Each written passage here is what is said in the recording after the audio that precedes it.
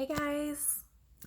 So, I covered my bases and talked to all of the really important people um, that are going to be included in this video, um, and they gave me permission to invite them into sharing my story. So by this time, they probably have already seen the video and have approved of it. So hopefully, I won't get any judgment about talking about other people without knowing it because I have cleared this all with them personally first. So there are no secrets. I'm not here to expose anybody, but just try and stick to my own story. And like I said in my last video, life involves other people, so they're included in my story. So, I'm not exactly sure how this is gonna flow. I'm gonna just kind of start with the question that I had, which was what was the turning point, or was there a turning point for you in your recovery from your eating disorder? And this is where I felt like two really important people influenced this decision. Well, three. One of them was my therapist. So I was 17 when I was in the depths of my anorexia, and it was the summer going into my senior year. And I had started seeing a therapist, and up to that point, it wasn't my choice to go see a therapist. I didn't think there was anything wrong with me. I liked the way I looked. I liked the way I ate. I just felt numb, and I didn't think that there was a problem. So going to therapy was really hard. I talked about, having to take the supplement, Ensure drinks that were really difficult. And I did a few things right at the very beginning that I think subconsciously I just had to do, because I think subconsciously I knew that I had to get better, but I wasn't ready to really face the facts. So, and when you're not eating, you're not thinking super clearly. Like I remember I'd quit volleyball by this time, and I got a job working at the Salem Public Library, and I was so in starvation brain that I remember like just feeling like I was going to pass out while I was at work. And I was so thin that I couldn't even hold, like, when you're trying to put something away and you'll like hold something between your legs, like a book, for example. If I was shelving a book, I would try and like hold a book between my legs. To hold on to it while I shelved, whatever else was in my hand. And I was so thin that I couldn't even hold a book between my legs. So that's just an idea of, how small I was. And I remember being on shift one time and literally starting to lose the vision in one of my eyes.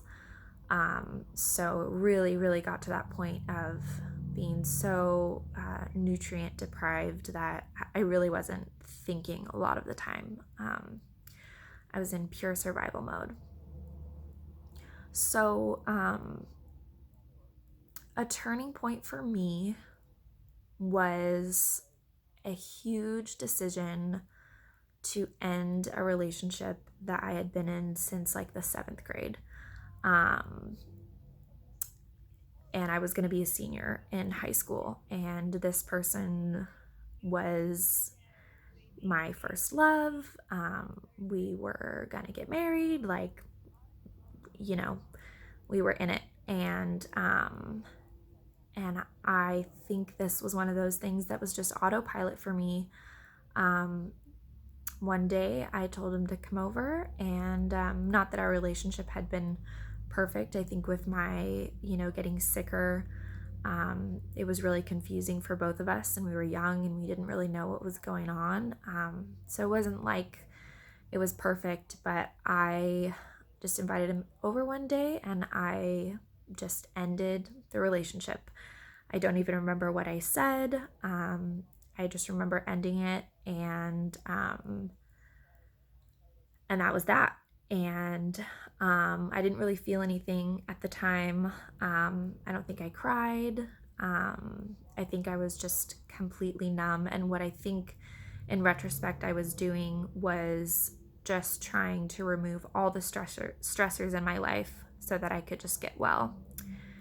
And what ended up happening was after a couple of weeks, I had put on maybe 5 pounds, and I was starting to think more clearly. And I was like, oh my gosh, like I just let go of the love of my life. That's not what I wanted to do. Like, what was I thinking? I wasn't even thinking. And um, the other person was not interested in kind of talking about it or working it out or getting back together at that point.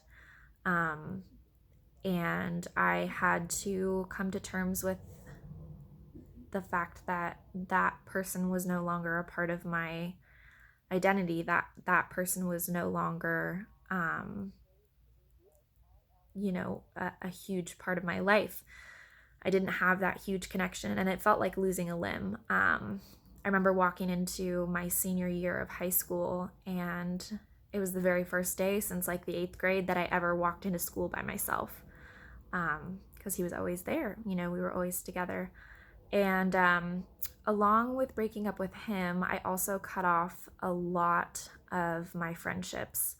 I stopped talking to my volleyball friends for the most part, and I kind of joined at the hip with one of my friends who was not really in the volleyball circle, and was, very loving and very accepting. And so her name's Allie. She told me that I could say her first name. So she and I kind of powered through my senior year together. So going back to the turning point, I think I realized after I ended my relationship, after I ended, or not really ended my friendships, but really took a step back, I kind of had this feeling of like, well, what do I have to lose? Everything that used to be super important to me, volleyball, my relationship, my friendships, I didn't have anymore. So it was like, what do I have to lose? All that I was left with was just me. And I think that was a huge blessing because I was able to rediscover myself, rediscover who I was. Who was I outside of playing the role of the popular girl in school? What do I really like? What am I really passionate about? And maybe I'll post some pictures if you guys are interested at the end of this video. But I tapped into kind of my inner child, and I think that anorexia for me had a lot to do with sort of shrinking back into that childhood mindset where you just want to be safe and you just want to be protected and you just want to be taken care of, and the world is scary and you don't want anybody to hurt you. And I think that's kind of the way my anorexia worked was, adult life, young adult life was just, it was just getting too hard, pressure with sports and college and body image and, emerging sexuality. And, people are starting to drink and party. And it was so much for me. And I just realized, that just wasn't who I wanted to be. And so it was kind of cool. It was like I had this blessing of a blank slate. All that was left was me and, my one close friend. and I was free to start from zero. I mean, my weight was so low that really the sky was the limit. You know, I could gain as much as I wanted. I could kind of stop gaining whenever I wanted to. Um, my recovery, I kind of just continued to gain until I kind of stabled out at a certain weight. I do have a favorite weight, a favorite number that I felt like I just felt the best at that size. But I try not to make that a goal. I think, I trust my body and that my body is the way that it needs to be at any given time. And my weight has fluctuated a lot, up and down since then. So anyways, I got into, I loved to read when I was younger. So I got my job at the Salem Public Library and I got really in touch with books again. And I got really into drawing, and I wasn't super good at it, but that was a pastime of mine. And so I did a lot of that. And maybe I'll post some pictures of my drawings if you guys want to see them. It's interesting seeing what someone can do at like 86, 90 pounds, still not thinking fully clearly. And then another turning point that I think was really huge for me, and I don't think I'll ever forget it, is my therapist told me, if you don't put on weight, you're going to grow fur. And I was like, what? She's like, you're going to grow fur. And it's true. I don't know if you've ever seen a really, really thin person have like more hairy arms than a more normal sized person does. But it's really a survival mechanism that your body puts on so to keep you warm. So the smaller that you get, the more your body is trying to make up for it to keep you warm, and you don't have the fat there to keep you warm, so you'll start to grow fur. And I did not want to grow fur.